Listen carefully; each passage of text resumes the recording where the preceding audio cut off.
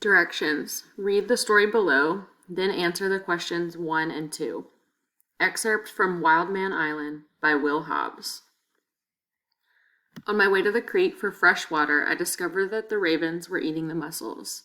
I saw one tear a mussel loose, fly up high, then drop it on the rocks in front of the tree line. The raven flew down, poked the mussel, flew up with it again, dropped it a second time. This time the shell must have cracked. I saw the raven gulp down its prize. Sudden movement on my left caught my eye. I couldn't believe it, but what I saw was all too real. From the back of the beach, for no good reason, a huge brown bear was rushing me, coming full speed. I was about to wheel around and run for the sea when I caught myself, remembering that running was the worst thing I could do.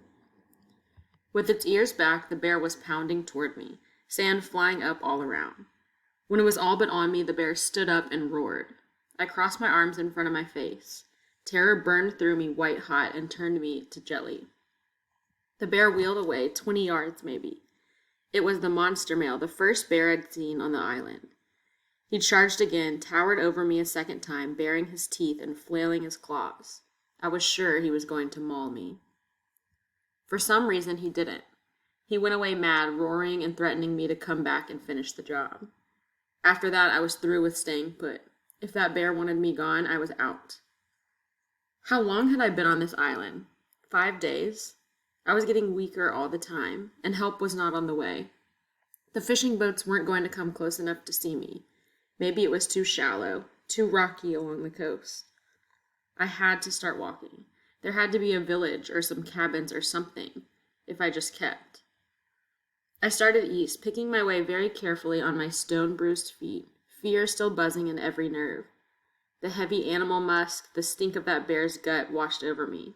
The horrible growling weren't going to go away anytime soon.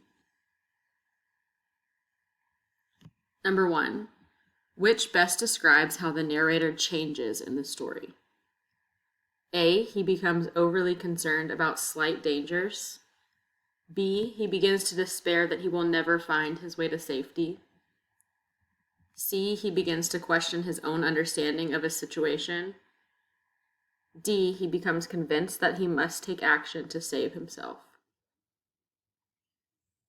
Number 2. Which statement best expresses a central idea of the story? A. Even though the narrator has no idea where he is, he walks east in search of a village. B. Nature is unpredictable and humans cannot tame it.